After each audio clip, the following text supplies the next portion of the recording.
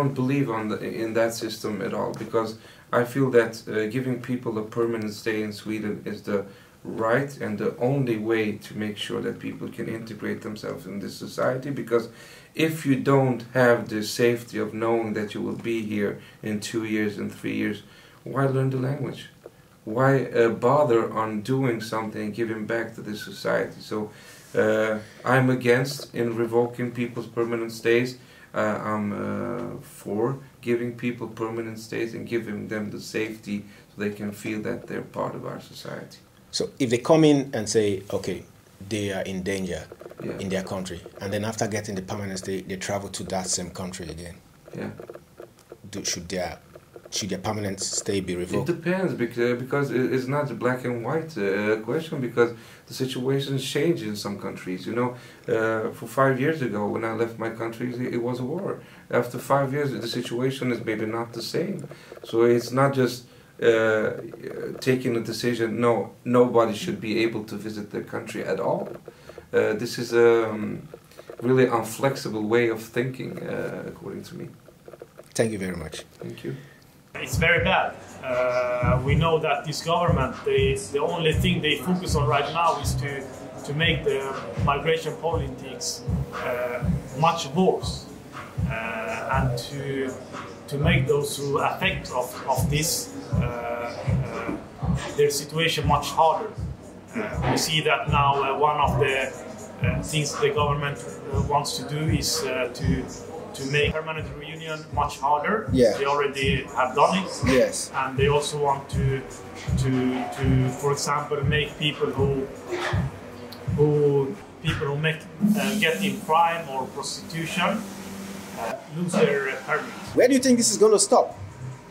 I don't think it will stop. I think as long as this government or the one who controls this government, they will keep on doing this. Some few days ago, Jimmie Åkesson, the leader of Swedish Democrats, he said that you can't be Muslim and Swedish. So the Swedish Democrats, they always want to take the next step and to do much worse things. That's the problem with the right parties. They don't understand that. You can't compete with the Swedish Democrats. As long as Jimmie Åkesson is the one who controls the government, it will be much harder for people with migrant background. It doesn't matter what religion you have, as long as you are a migrant and you have migrant background, you will have it much harder. My own personal opinion, although I've heard the rumor, though I've not seen any official publication with respect to that.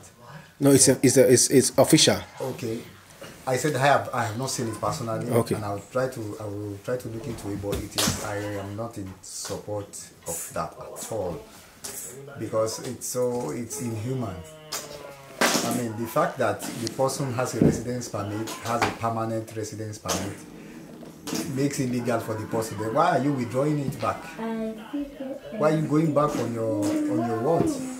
You promise to protect the person, and due to the fact that the person's life is in danger, just because the person visited a certain place, you decide to revoke the license back. It's not good at all. It's inhuman. As I said, I mean, I believe if I warn, it is on Swedish. I mean, not knowing Swedish, how Sweden is viewed across the globe, the bastion of democracy, you know. For them to come with such, I mean, inhuman, because when you see, okay, with the protection you need here, people say, okay, they visit their home countries, I mean, their original home countries. I say, okay, if you visit your home country, then we're going to revoke your permit. I mean, it is very undemocratic. But like I said, that if, when you have a government that is incompetent and inefficient, the only thing that is keeping, let's say, this Kristersson's prime minister and there, because then they have to depend on the Swedish Democratic, which we all know, I mean, is anti-immigrant. It's a racist party. That's pretty short as short. So when you have them like that, then I mean you're going to expect inhuman directives like this. But then the question arises: is it democratic? Is it not a violation of the individual's human right? Because when you think that Sweden actually, until now, has been Sweden is a signatory to a lot of human rights conventions, including the nations, EU, and in general. Now, did they think this through? And the other thing, did they, can someone, let's say, take the Swedish government to court for this?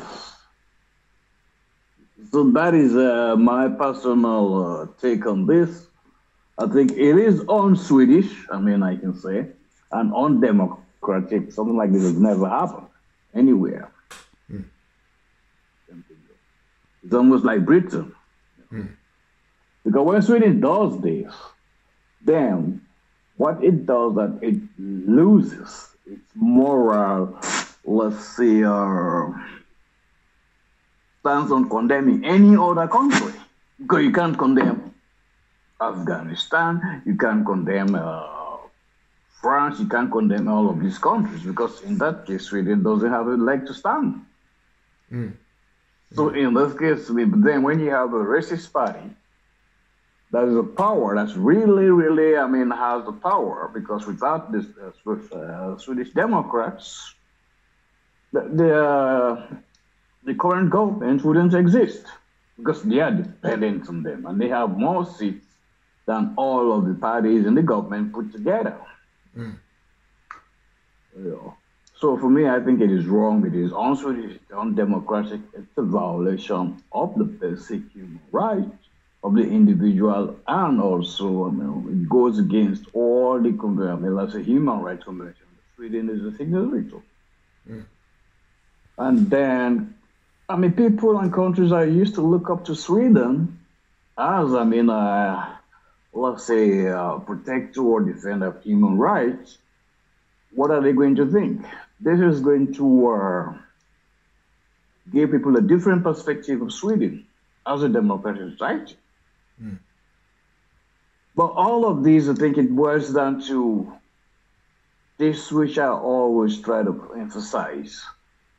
Elections have consequences. Our people have to start exercising their rights. When it's time to vote, go and vote. Because if you look at it, this current government, they didn't have that many votes. But because Sweden has this proportional representation, that is all the more reason for people to go and vote. When you don't vote, and then you allow the Swedish Democrats, because they are, they are fired up. They are going to vote. Their people are going to vote. So all of these things, boils down to the fact that the rate of voting among our people is very, very low. So I only hope that the next time, because for us to avoid this kind of things, we have to mobilize. It's not only the people who get to try to vote. I think the immigrant community, we have to have, let's say, groups, organization that is going, like activists, that is going to get people to go and vote. Knock on doors. When it's election, you don't have to say, okay, you have to vote for this party or this party. Just go and exercise your basic human rights. So that is my take on it. We can stop this thing if the next election, we ourselves, who feel strongly about this, try to get our people, mobilize them, go and vote, go and vote.